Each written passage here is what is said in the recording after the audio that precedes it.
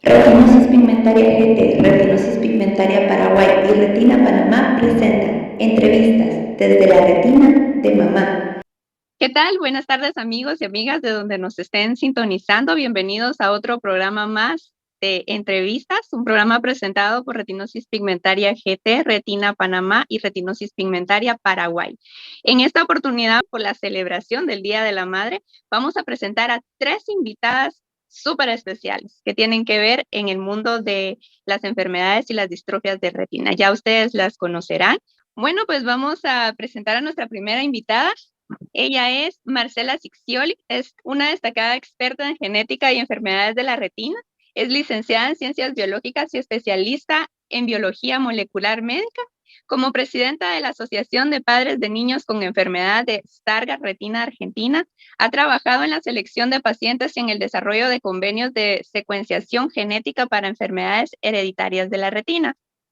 Marcela forma parte del equipo de profesores del Pan American Interhead Retinal Dystrophies Group, PANRID, y representa a Argentina en Retina Internacional. Además, ha participado activamente en la Red APTA, una plataforma del Ministerio de Ciencia y Tecnología que brinda acceso a las terapias de avanzada. Actualmente, Marcela dicta la diplomatura de genética ocular para oftalmólogos en la Universidad Católica de Argentina y es profesora de genética en la carrera de médico especialista en oftalmología de la Universidad Nacional de Rosario.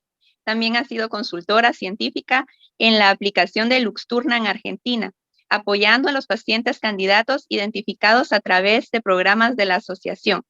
Con su amplia experiencia y conocimientos en genética molecular, Marcela Ciccioli es una figura destacada en la búsqueda de avances científicos y terapéuticos para mejorar la atención y el tratamiento de las enfermedades de la retina. Y el motivo por el cual, aparte de todos estos motivos que ya escuchamos, la tenemos de invitada el día de hoy es porque es madre de una paciente con Stargardt. Entonces, hola Marcela, cuéntanos un Bueno, poquito sobre ti, sobre la persona, sobre la mamá, ¿verdad? Porque muchas veces hemos escuchado todos hol- tu experiencia, ¿verdad? Como científica, y sin embargo, creo que nos ha faltado esa parte humana. ¿Cómo fue que tú te involucraste en todo lo que es la genética ocular, ¿verdad? ¿Y cómo fue para ti pues, asumir el reto de apoyar a tu hija en todo lo que estuviera dentro de tus posibilidades? Así que, bienvenida, Marcela. bueno, muchísimas gracias, Vivian. En realidad, saquemos todos los títulos, todo el resto de lo que dijimos. O sea, en realidad, yo siempre digo lo mismo, mi conflicto de interés es que mi hija tiene una distrofia de retina, mi hija más chica. Entonces, ese es el único motivo real por el cual, a ver, yo soy genetista desde antes que nacieran mis hijos, pero la realidad es que desde el momento en que entendí que en Victoria, que es la más chica, tenía una distrofia hereditaria de retina, que era justamente hereditaria, es una distrofia genética, dije, a ver, por alguna razón este ensayo está cayendo este, sobre mí, algo me debe estar, digamos, algo debo tener que hacer con esto. Y la realidad es que lo único importante como mamá es que uno quiere que los hijos estén sanos, que sean felices, que crezcan bien, que desarrollen sus proyectos y que sean independientes, que se puedan resolver en su vida las cosas que ellos quieren hacer. Y en realidad ese es el objetivo de cualquier mamá, no de una mamá genetista, de cualquier mamá. O sea, y en realidad es lo único importante, porque lo demás es lo que podemos apoyar desde lo científico, desde el trabajo individual de cada uno. Bueno, puede aportar y seguramente lo podemos utilizar para que se llegue mejor a las cosas que tenemos que hacer. Pero lo único importante es acompañarlos, entender qué es lo que está pasando en cada momento. Estamos hablando de patologías que no tienen tratamiento. Bueno, Santa Nieves tiene otra experiencia, pero la realidad es que en la mayoría de los casos no tienen tratamiento. Por lo tanto, uno lo que hace es acompañar. Y acompañar es duro, porque uno quisiera sacarse los ojos y ponérselo a los hijos. Es así de simple. No hay muchas vueltas en esto, o sea, uno quisiera decir, bueno, me tendría que haber tocado a mí. Y como esto no se elige, realmente no se elige, lo único que importa es lo que uno puede hacer tratando de acompañarlos, tratando de ver qué necesitan en cada momento. Yo les pido disculpas porque yo acabo de salir de un congreso y están desarmando, así que tengo un ruido de fondo que están a los golpes, pero bueno, espero que se escuche bien igual. Y La realidad es que, o sea, para mí lo único importante es eso, y en realidad yo creo que cuando empecé con el diagnóstico de Vicky, lo único que rogaba es que ella fuera independiente. Victoria tenía 8 años cuando se hizo el diagnóstico de ella, tiene 31 ahora, así que llevamos un largo tiempo de recorrido. Y bueno, los que la conocen saben que es perfectamente independiente, que yo creo que era lo que rogábamos desde el inicio. Por supuesto, apoyamos todo lo que ella quiera hacer y todo lo que necesite, pero se las arregla fenómeno, porque justamente el objetivo fue siempre decirle, bueno, muy bien, no hay ninguna dificultad en que vos hagas lo que vos querés hacer. Vamos a buscar la manera de que puedas hacerlo. Vamos a buscar la manera de que vos puedas apoyarte en lo que haga falta. El dispositivo, la ayuda, el soporte, o lo que sea que necesites. Entonces, básicamente, el techo, no le pusimos techo, dijimos, haz lo que quieras hacer, como vos quieras, y vemos la forma en que podemos ayudar. Y la verdad es que es lo que hizo. Fue una carrera universitaria, trabajó desde muy jovencita, trabaja en discapacidad, porque además es militante de la causa. Entonces, realmente yo creo que uno lo que tiene que hacer con los hijos es acompañar, quererlos y acompañar, nada más que eso. Tengan o no tengan una dificultad de este tipo. No sé si con eso más o menos contesto, decir, por eso digo, no tiene que ver con la profesión de cada uno. Si uno además puede aportar, fantástico. Pero un contador en una asociación de pacientes también apoya. Claro, y dentro de todas esas capacidades que tú ya tenías científicas desde antes, ¿verdad? Pues lograste ver esta situación de tu hija y apoyarla de la mejor manera, porque muchas personas pudieron haberse quedado, pues, frías, por decirlo así, con una situación de estas, ¿verdad? Muchas personas tal vez no tenían la resiliencia o la capacidad de asumir este reto, ¿verdad? Con sus hijos, ¿verdad? Pero nuestras 3 invitadas de hoy, y tú, Marcela, han tenido esa resiliencia, esa capacidad de transformar todas estas experiencias negativas que han pasado con la vida de sus hijos y cambiar la vida de muchas personas más, ¿verdad? Entonces, ahora pues ya sabemos, ¿verdad? Tu único conflicto de interés que tu hija tiene enfermedades Stargardt, ¿verdad? Pero cuéntanos cómo esto ha impactado en la vida de otras madres de pacientes también, de pacientes con Stargardt y otras distrofias de retina, y en la vida de los propios pacientes. Cuéntanos un poquito más. Bueno, nosotros instrumentamos, en primer lugar, al armarse la asociación, obviamente nos juntamos con otras personas que tenían, o que tenían alguna de estas distrofias de retina, o sea, que eran pacientes o que tenían hijos o familiares que eran pacientes. Entonces, inicialmente nos vimos en la necesidad de cada uno de exponer qué era lo que le pasaba, qué era lo que se necesitaba, y al principio era toda una cuestión más que nada de catarsis, es decir, donde todo el mundo contaba lo que le pasaba, y bueno, y trataba de ver de qué forma podía interactuar con los demás, movilizando la propia experiencia. Lo fuimos sistematizando con el tiempo, y al desarrollar el tema de los diagnósticos genéticos y demás, o sea, obviamente, hubo que instrumentar, por ejemplo, el tema del asesoramiento genético, que claramente, por supuesto, es una responsabilidad profesional, pero que justamente, bueno, vengo de un congreso donde se habló muchísimo de este tema, y es la forma en que uno plantea el asesoramiento genético, tiene que ser siempre desde la empatía. Cosa que, obviamente, siendo mamá de una paciente, cuando uno está hablando con la mamá de un paciente, obviamente se establece naturalmente, porque uno sabe por lo que está pasando la otra persona. Sabe qué es lo que del otro lado está viviendo, cuáles son los miedos. Entonces, obviamente, si eso significó que, bueno, que ese espacio de explicarle a alguien el resultado de un diagnóstico genético, al mismo tiempo fuera un espacio de acompañamiento de esa persona, de esa familia, de tratar de manejar la tranquilidad, de tratar de decirles, bueno, a ver, ya pasamos por esto, calmémonos, empecemos de nuevo, veamos qué hace falta hacer, qué te falta, qué es lo que no tenés, qué es lo que no se te ocurrió, o qué se te ocurrió que nos puede servir a nosotros también, porque a ver, todos inventamos la pólvora para acompañar a nuestros hijos en algún momento, es decir, en algún momento tuvimos que salir a inventar cómo resolver un mapa de geografía, porque, qué sé yo, porque era un esfuerzo que era innecesario. Entonces, en algún momento tuvimos que hacer esto. Entonces, en realidad lo que fuimos haciendo fue poner la oreja, escuchar al otro, ver por dónde viene y empezar a acompañar desde ese lugar. Y eso significó que tuviéramos una acción uno a uno con la gente que no es común. Es decir, muchas veces en las asociaciones uno tiene, terminan formando parte de un grupo de gente que hace un montón de cosas, pero al tener que darle un diagnóstico genético, claramente el diagnóstico clínico se lo dan los médicos, al tener que darle un diagnóstico genético uno tuvo que establecer un vínculo personal. Entonces ese vínculo personal se mantiene con mucha gente. Tanto es así que no tenemos días y horarios, o sea, todo el tiempo nos escribe alguien, o todo el tiempo nos llama alguien, porque digamos, realmente, si pasó tal cosa, o evolucionó la patología, o está en un momento de bajón y necesita hablar con alguien en ese momento. Es decir, algunos los tenemos que derivar, porque obviamente lo que requieren es un tratamiento, es un seguimiento profesional. Otros es simplemente poder hablar en el momento de hacer un poco de catarsis, salir de ese lugar y decir, bueno, me quedé tranquila, ya sé cómo seguir, y bueno, y vamos. O encontré esta manera de resolver.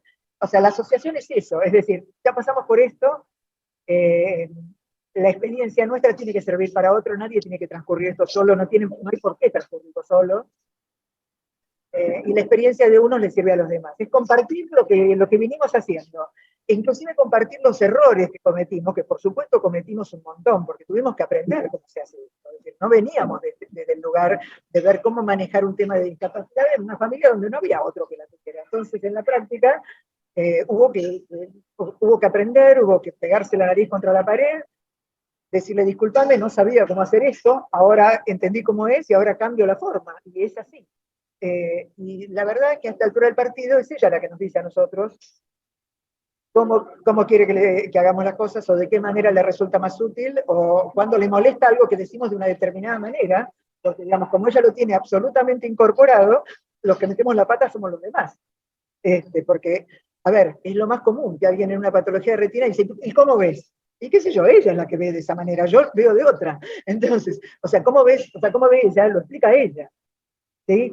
Entonces, anticiparnos a eso es un error.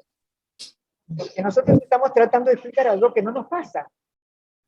Por ejemplo, un error común que hacemos es nosotros cuando hablamos de discapacidad, yo no tengo discapacidad, no tengo el derecho de ponerme en el lugar de alguien que lo vive en carne propia y decir nosotros las personas con discapacidad. Yo no tengo que decir eso, es un error, está mal. No puedo ponerme en ese lugar y no corresponde que lo haga. ¿Sí? Pero esas cosas se aprenden sobre la marcha. Ahora me retan, por supuesto, porque como además es muy teórica en esto y lo tiene clarísimo, me dicen, no, vos no podés decir esto, vos no podés hacer lo otro. Y la realidad es que a esta altura del partido la que aprendo soy yo. Y está muy bien que sea así.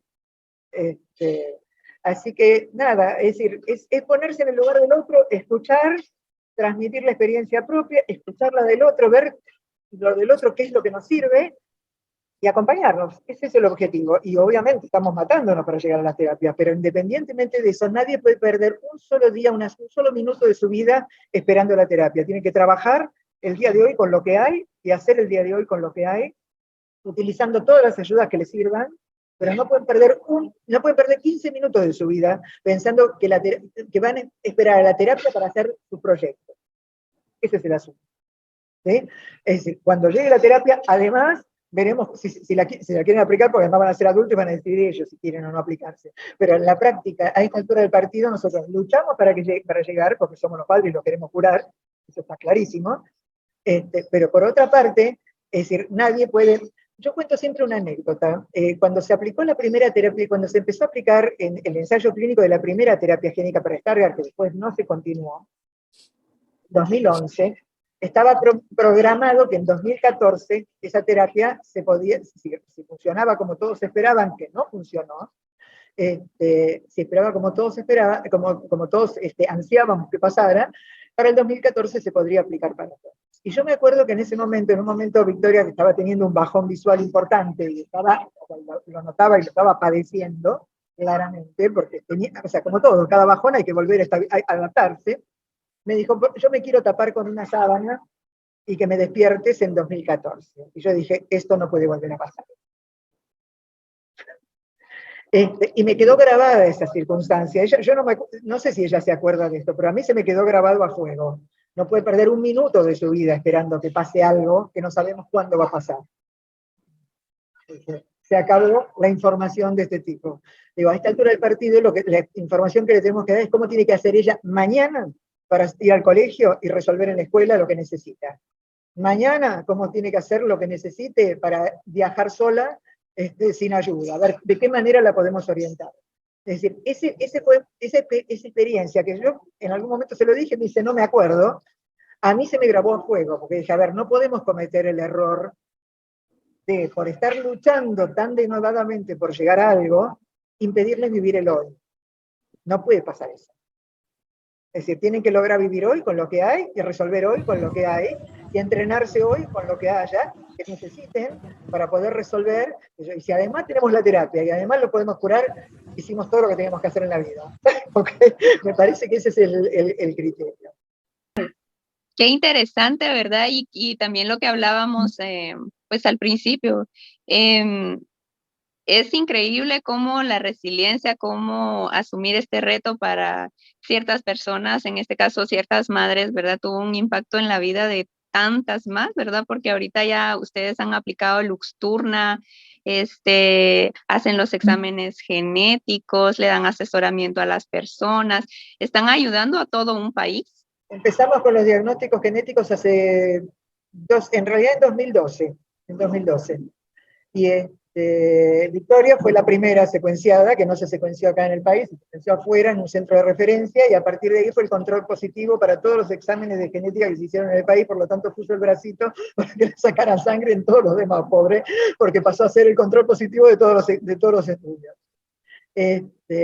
Y bueno, tenemos prácticamente 800 pacientes ya secuenciados. Se les dio la devolución del estudio genético a cada uno, y los que faltan es porque sencillamente todavía no pudimos sentar la hora y media que lleva a hablar con cada uno para poder explicar eso. Estamos muy contentos, en 2018 pudimos hacer participar un grupo de jóvenes de Argentina, 10 pacientes de otra patología, de neuropatía óptica de Leber, en un ensayo clínico que se hizo en China. Es otra enfermedad, es otro gen el involucrado. Ustedes piensen que las distrofias de retina estamos hablando de casi 400 genes que se testean. Es decir, cada uno, y las enfermedades son por uno solo, entonces, en la mayoría de los casos. Entonces y es muy difícil, en el fondo de ojo no se puede identificar cuál es el causal. Y las terapias en general vienen en relación con cada uno de estos genes. Entonces hay que sí o sí identificar a los pacientes, porque si no los identificamos no son candidatos a nada, no pueden participar de ningún ensayo clínico, no son candidatos a ninguna terapia posible. Bueno, estos chicos ya estaban secuenciados, estaban dentro de la asociación, estaban secuenciados, aparece este ensayo, hicimos un convenio con el Ministerio de Ciencia y Tecnología de la Nación para que nos acompañara en este trabajo de evaluar esa tecnología, porque ustedes imagínense lo que significa para nosotros en Argentina pensar que vamos a mandar a 10 adolescentes a China, que no hablan chino, por supuesto, a gatas alguno hablaba inglés, más a su madre o a su padre acompañándolo porque no veían nada, entonces imagínense que tampoco hablaban chino y tampoco hablaban inglés, entonces era toda una movida importante en la cual realmente teníamos que estar seguros de que estaban participando de algo que era seguro. Por eso fue tan importante pasar por, yo siempre digo de la doctora Arzuaga, de la Comisión Asesora de Terapias Avanzadas, fue maravillosa, ella generó esta comisión REDAPTA, que es la de pacientes, de asociaciones de pacientes para terapias de avanzada, y la comisión asesora de investigadores de terapias de avanzada, con lo cual esta comisión termina siendo de consulta para las asociaciones de pacientes. Es decir, nosotros lo que dijimos es, esto nos parece viable, pero díganos ustedes si están de acuerdo. Y no empezamos a trabajar con la gente de China hasta que ellos nos dijeron, ok, nos parece que funciona. A partir de allí empezó la lucha con la gente de China, que fueron fantásticos, hicieron todo como corresponde. A ver, hay ensayos en China que no son los adecuados, por eso no lo promovemos en general, hay que analizar uno por uno. Esto no es sencillo, no lo puede decidir uno. Y además de todo, si uno participa en un ensayo clínico, lo primero que tiene que saber es que es gratis, ¿sí? Porque uno está poniendo el cuerpo. Si a uno le cobran, no tiene que entrar. Yo lo aclaro porque es importante, la gente se engancha con las colectas porque fulanito quiere ir a no sé dónde. No, si hay que pagar y está en ensayo clínico, de ninguna manera hay que pagar, ¿sí? Porque uno está poniendo el cuerpo para él. Entonces, la realidad es que estos chicos ingresaron en una fase 3, les fue muy bien, realmente les fue muy bien. Hoy aquí en el Congreso estábamos mostrando los videos donde se fueron con el bastón blanco y están andando en bicicleta, y siguiendo sus carreras universitarias, han tenido una recuperación excelente, cada uno desde donde partió. O sea, no están todos igual, porque no estaban todos igual cuando se fueron, unos veían más, otros veían menos, obviamente, pero ha sido muy exitosa la terapia. Así que esto ha sido muy importante para nosotros, y ha sido muy importante el modo de armado, porque nosotros pertenecemos a países de bajos y medios ingresos. Por lo tanto, pertenecemos a países a los que les cuesta horrores poder participar en algo como esto y lograr llegar a una terapia y demás. Por lo cual esto es importante, instrumentar los mecanismos que nos permitan acceder a nosotros también. Y esto es una batalla que tenemos que dar desde Latinoamérica. Es muy importante que se entienda en todos lados que trabajamos bien, que tenemos buenos cirujanos, tenemos buenos médicos, tenemos buenos genetistas. No logramos muchas veces que hablen entre ellos, pero eso es un trabajo nuestro, en cada lugar, y tenemos posibilidades de acceso. Y después de esto, nosotros ya habíamos identificado pacientes para amaurosis congénita leve, que es otra patología diferente. Entre el año 2015 y 2016 habíamos identificado los primeros pacientes. Bueno, cuando se aprobó la terapia en 2017, y cambió la farmacéutica que iba a aplicar fuera de Estados Unidos, bueno, fue bastante difícil llegar al momento actual, pero finalmente logramos que nuestra agencia regulatoria aprobara. En Argentina no se ha hecho por uso compasivo, sino que se hizo registrando la terapia en Argentina. Ya tenemos 2 pacientes aplicados, y tenemos la buena noticia que en 15 días vamos a aplicar al nene más chico que tenemos por ahora, que tiene 12 años, pero están en trámite, uno de 4 y una de 8, así que tenemos la expectativa de que salga muy bien. Así que estamos muy contentos. O sea, me tocó venir a este congreso y que la mamá me avisara que ya tenían fecha mientras estaba yendo para el aeropuerto. Así que esta noticia es fresquita. Así que vamos a aplicar al tercero en 15 días. A ver, el tema de que los pacientes estén registrados, estén correctamente registrados, que las bases de datos estén anonimizadas, que los datos genéticos no circulen por la web, esto es central. Es muy importante que esto se haga como corresponde, porque si no se corre el riesgo de que a lo mejor una aseguradora de salud decida que no quiere tomar a alguien en prevención de que no quiera pagar una terapia. Esto no es una broma. O que alguien no quiera tomar a alguien pensando que se va a poner peor de la vista. Es decir, la realidad es que no son datos que tengan que circular por la web, son datos que son privados del paciente y que por ley son datos sensibles. Es muy importante que esto sea adecuadamente cuidado por los pacientes, y que los pacientes sepan que esto se tiene que cuidar, y que las asociaciones de pacientes sepan cómo se tiene que cuidar. Podemos hacer un montón de cosas, pero tenemos que tener mucha precisión con este tipo de cuestiones, porque si no corremos el riesgo de que los datos los esté usando alguien que no sabemos quién es. Y eso es un problema. Y es un problema que se pone en discusión específicamente, ya les digo, que no es un congreso específicamente de genómica, y específicamente de cómo manejar el tema de los datos genéticos de los pacientes, y el principal problema que tenemos son las plataformas gratuitas que se quedan con los datos, y después no sabemos qué pasa.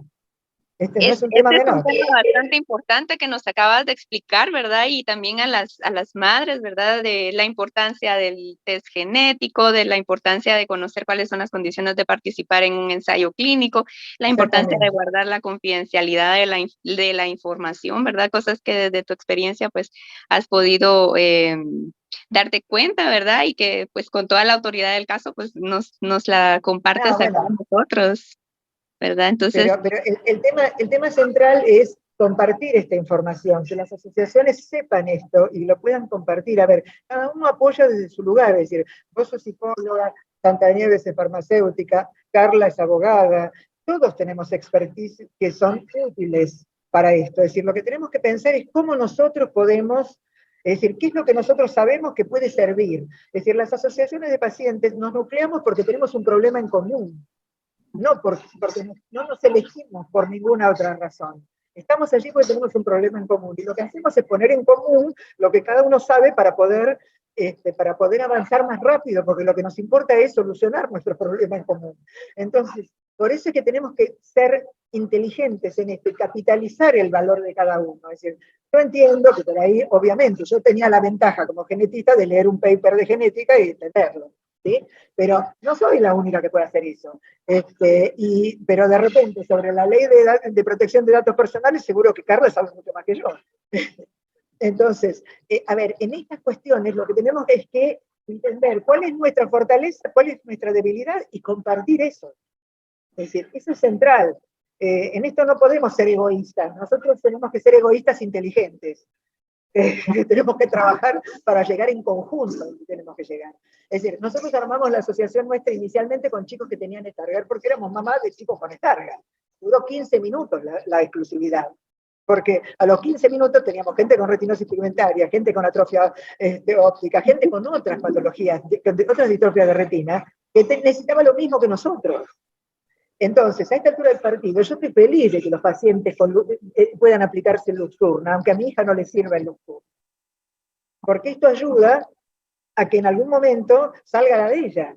¿Sí? Estoy feliz de que se pueda participar en un ensayo clínico para ND4, que es neuropatía óptica de Leber, porque esto ayuda a que se agilice el trámite de las otras.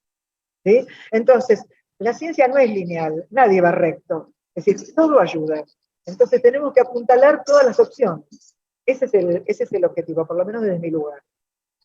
Claro, muchísimas gracias, Marcela. De veras que un aplauso de pie para toda la labor que has hecho, ¿verdad? Tocaste un punto muy importante que es de no ser egoístas, ¿verdad? Ser egoístas inteligentemente, podemos ser egoístas con nuestros datos, ¿verdad? Con los que hay que ser cuidadoso no es ser egoísta. Exacto, usar la confidencialidad en cosas que realmente lo ameriten, pero así como tu trabajo, como el de nuestra próxima invitada, el de las 3 invitadas de hoy, pues es un trabajo muy importante, ya que no se quedaron solo como cómo le voy a ayudar a mi hija o a mi hijo, sino que vieron más allá de esto, ¿verdad? Se juntaron con más madres, con más personas con este tipo de diagnósticos, empezaron una iniciativa, ¿verdad? Que ha tenido impacto en la vida de muchas personas. Entonces, un aplauso de pie para ti y pues nos vas a acompañar a las preguntas, ¿verdad? Ok, muy bien. Para parte 2, dale like, suscríbete y comparte.